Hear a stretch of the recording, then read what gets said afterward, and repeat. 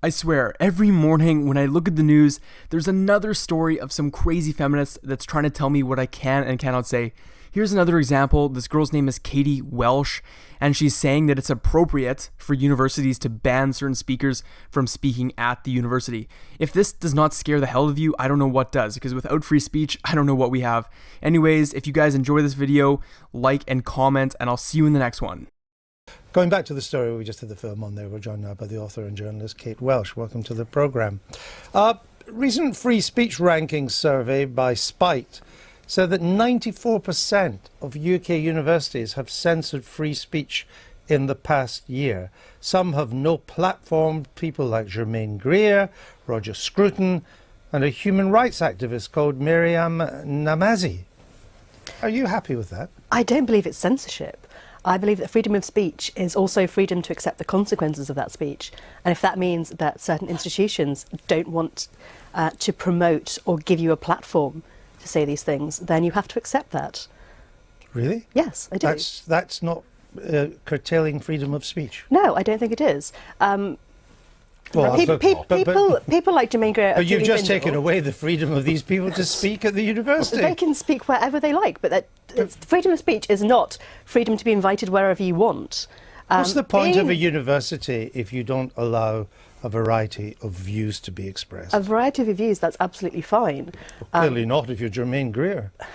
I think if students are being asked to pay increasingly higher fees, and I think that if they object to people like Germaine Greer, Julie Bindel, Milo Yiannopoulos being given frequently pretty hefty speaking fees themselves and be given a platform at their university, then I think they have a right. Julie Bindel doesn't take fees for that. Julie Bindel does not take fees, and she has worked for 30 years raising awareness of violence against women and done so, you know, thanklessly.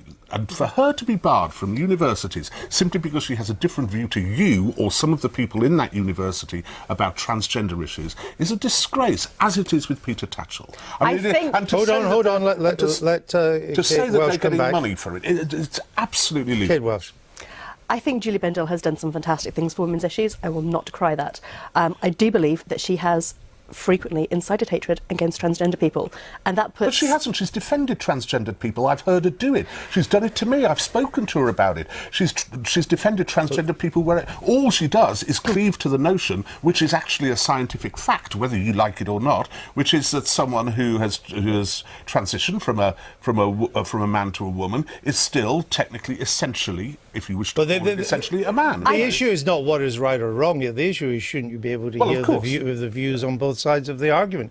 And you can't if you ban people. I mean, the Lincoln University, a student union, it banned the University Conservative Association from social media because the association had pointed out that the university had a low ranking when it came to free speech. I mean, this is getting ridiculous. I don't think that's on the same par as criticising who's being invited to speak at universities, or to say that a democratically elected student union preferring not to sell papers like the Daily Mail. But why would you do it at all?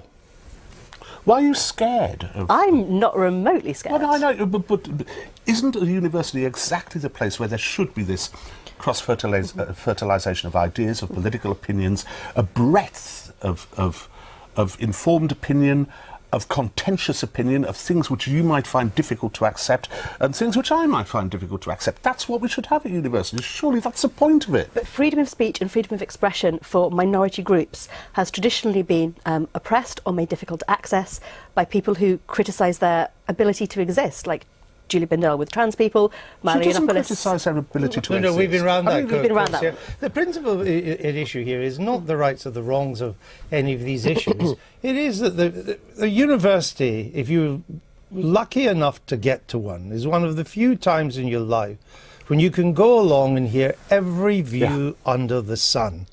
But in fact, what is happening now is that views are being channeled into a very narrow tunnel.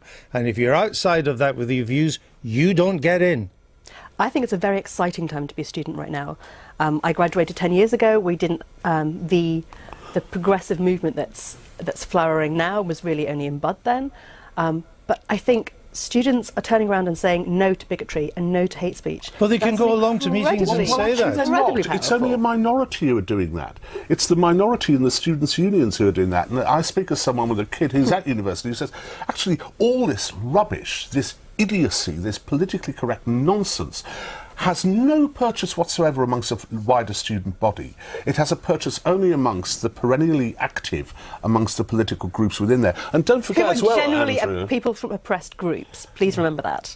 Universities have always been a safe space for straight white men. What we're seeing now is an increase of levelling the playing field for other voices to be heard. So and that will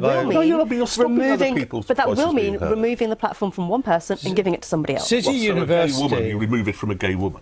City University in London, which runs a well-known journalism course, voted to ban the Daily Mail, the Sun and the Express.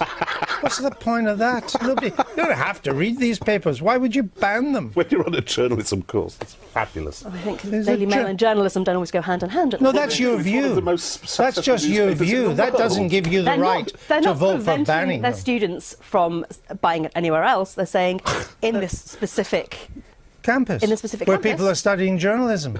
I mean, if you don't like Daily Mail journalism, I perfectly understand that. Journalists should know what, in your view, is bad journalism. It's a commercial boycott. It's perfectly acceptable. You have to remember as well, Andrew, that it's not just the students. There was the Adam Smith Institute report recently, which suggested that I think it was 85% of university lecturers tended to the left, were liberals, tended to the left. Sure, but that's always been the case. That's regularly always been the case. Pretty much. Back in the 60s, they did this comparison, it was something like 60%. So still a majority, but nothing like the hegemony within those universities now is all from this sort of left, liberal, censorious, intolerant and authoritarian... Well, that's your view, I suppose, as well. Well, yes, I just said it. Yeah, but I mean, in terms of viewpoints, that isn't generally accepted by everyone, that is the view at universities. Right. Oh, Welsh, thank you. We need to move on. Thank you very much. If they smoke, I'm turned off. If they drink, I'm out of there. If they're stupid, I'm bored. If they're mean, I'm bored. If they're trying to use me, I'm out of there. So I guess I'm very picky. If they don't work out, I'm not interested. If the mind is lazy and the body's lazy, who cares?